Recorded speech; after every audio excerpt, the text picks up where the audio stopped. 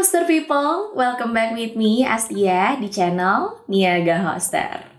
Guys, kalian sadar gak sih kalau belakangan ini banyak perusahaan yang ngikutin perkembangan zaman, mulai dari aktif di sosial media, bikin aplikasi, sampai bikin website supaya brandnya jadi lebih gampang dikenalin. Nah, aplikasi dan website tadi gak bakal jadi loh kalau gak ada programmer. Soalnya, mereka yang bikin aplikasi dan website perusahaan-perusahaan tadi dari nol sampai bisa diakses sama publik. Menurut survei dari Coding Game, sebanyak 13,5% perusahaan di seluruh dunia sedang memburu programmer handal di tahun 2021. Makanya, programmer sekarang jadi profesi impian. Profesi ini menjanjikan banget guys. Kamu juga bisa kok mulai jadi programmer dari nol. Hal pertama yang harus dipelajarin ketika kamu mau mulai karir di bidang ini adalah coding. Di video kali ini aku akan ajarin kalian cara belajar coding untuk pemula. Tenang, semua tipsnya juga bakal aku spill di sini. Tapi sebelumnya jangan lupa untuk like dan subscribe channel ini ya. Terus follow juga semua sosial media Niaga Hoster biar kamu tidak ketinggalan info menarik lainnya. Gimana? Udah belum? Kalau udah, yuk cus langsung simak video ini.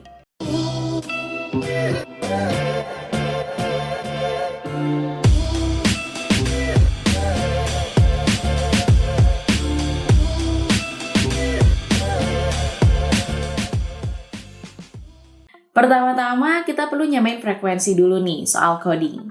Sebenarnya coding itu apa sih? Oke, coding adalah kegiatan menulis barisan kode dari suatu bahasa pemrograman. Tujuannya untuk berinteraksi sama komputer biar dia bisa menjalankan perintah kamu. Coba buka aplikasi yang ada di HP kamu. Nah, tampilan atau interface yang disediakan itu semua berasal dari coding. Kalau udah paham pengertiannya, mungkin kamu bertanya-tanya, emang gimana sih cara kerja coding sampai bisa berinteraksi sama komputer? Misalnya, bikinin interface website dong. Karena komputer nggak bisa bahasa manusia, mereka komunikasikan pakai deretan angka yang namanya byte. Tapi jumlah byte itu bisa sampai ribuan, bahkan miliaran loh buat mengkomunikasikan satu perintah doang.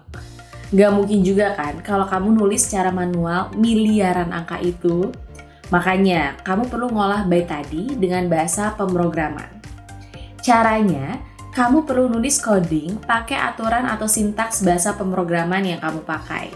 Dengan cara itu, coding kamu bakal dipahamin sama komputer kamu lewat proses kompilasi. Terus, komputer kamu jadi bisa ngejalanin perintah kamu deh.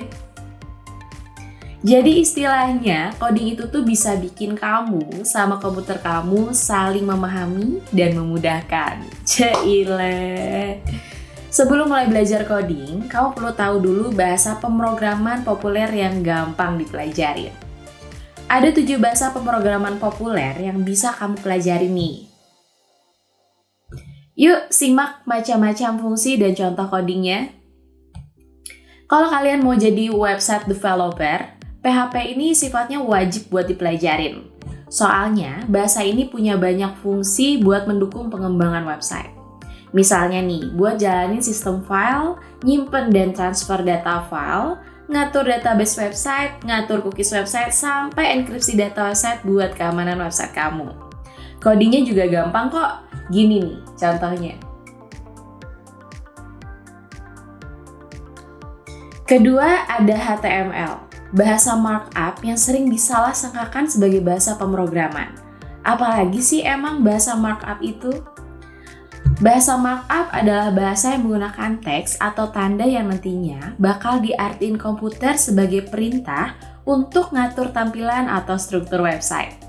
Nah, struktur website ini bakal ngaruh banget ke aspek SEO yang ningkatin peringkat di Google. Biasanya HTML ini dipakai untuk ngebantu tampilan layout yang udah dibikin pakai PHP biar jadi lebih menarik. Kayak gini nih contohnya.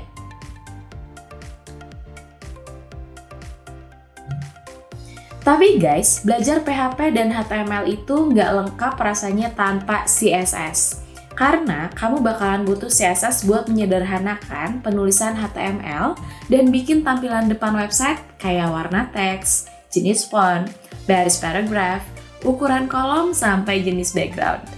Misal, kamu pengen bikin desain yang sama di tiap halaman. Nah, kamu harus kombinasikan HTML dan CSS. Kalau kamu pakai HTML doang, ya bakal repot. Karena kamu harus nyalin satu persatu baris kode di setiap halaman. Kalau dikombinasikan bareng CSS, kamu cukup tulis kode satu kali aja buat semua halaman. Kayak gini nih contohnya. Terus ada JavaScript, biasanya dipakai untuk bikin tampilan website yang dinamis alias bisa gerak-gerak gitu. Contohnya kayak timer countdown buat ngitung hari H promo. Kira-kira kayak gini nih gambaran contohnya.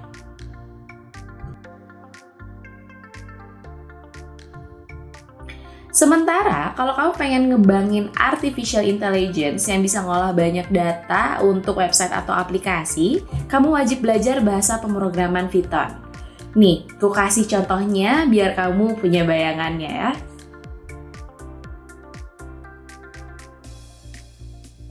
Itu semua tadi bahasa pemrograman website. Gimana? Udah dicatat belum? Sekarang kita lanjut belajar bahasa pemrograman Java yang dipakai untuk coding aplikasi mobile atau desktop ya. Coding yang satu ini gampang banget loh untuk dipelajarin karena bentuknya user-friendly dan mirip banget bahasa Inggris. Udah gitu, sumber pembelajarannya juga banyak banget dan gampang diakses. Kayak gini nih, contohnya. Gampang kan? Nah, kalau kamu pengen bikin aplikasi mobile dan atau gadget, kamu kudu belajar bahasa pemrograman C++. Sebenarnya sih bahasa satu ini lumayan sulit, tapi nggak ada salahnya kok untuk dipelajarin. Karena banyak bahasa pemrograman yang punya sintaks dasar kayak C++. Kayak gini nih contohnya. Jadi, kalau kamu belajar coding C++, kamu bakal lebih gampang untuk belajar coding bahasa pemrograman lain. Oke, aku udah bahas macem-macem bahasa pemrograman. Kira-kira mana nih yang pengen banget kalian pelajarin lebih dalam? Komen di bawah ya, nanti aku akan bikin tutorialnya. Sekarang aku akan ajarin kalian step by step yang efektif dan efisien dalam belajar coding. Pertama, kamu harus tentuin dulu skill yang pengen dipelajarin, karena programmer itu banyak jenisnya, dan tiap role punya skill yang berbeda yang harus dikuasain. Ambil contoh nih, kamu pengen jadi front-end developer. Berarti, kamu perlu belajar skill buat ngedevelop bagian muka aplikasi atau website. Tapi, kalau kamu pengen jadi back-end developer, kamu harus belajar skill buat ngedevelop server aplikasi atau website. Kedua, pilih bahasa pemrograman yang ngedukung skill pilihan kamu. Misalnya, kalau kamu pilih buat fokus jadi front-end developer, berarti kamu perlu belajar bahasa pemrograman yang dipakai untuk ngedevelop tampilan depan aplikasi atau website, kayak JavaScript, CSS, dan atau HTML. Terus pastiin juga untuk sumber pembelajaran yang cocok untuk kamu. Kalau kamu pengen belajar coding buat hobi dan gak mau spend dana yang besar, tenang aja guys, kalian bisa belajar lewat website course coding gratis. Contohnya di Code Academy. Tapi kalau kamu pengen fokus belajar coding buat karir kamu, aku saranin untuk ikut course yang intensif, biar kalian bisa dibimbing langsung sama ahlinya. Selain itu juga, kalian bakal sering dapet case study yang bisa mengembangkan skill kalian jadi lebih praktikal. Kalau udah tahu skill yang mau dipelajarin, saatnya kamu download Code Editor dengan Interactive Development Environment atau IDE. Kalau kamu nulis kode di browser, kamu nggak bisa ngelakuin compile code dan debugging kode. Kamu bakal repot cari tools lain buat compile dan debugging. Jadi, IDE ini berguna banget untuk nulis, compile, dan debugging kode dalam satu tools. Tenang, ada banyak kok IDE yang ramah untuk pemula. Kamu bisa coba Eclipse, NetBeans, dan Aptana. Kalau udah semua, yuk langsung praktek ke coding. Kamu bisa mulai dari sebuah project kecil atau website. Biar kalian makin fokus dan efektif belajarnya, simak tips-tips dari aku ya.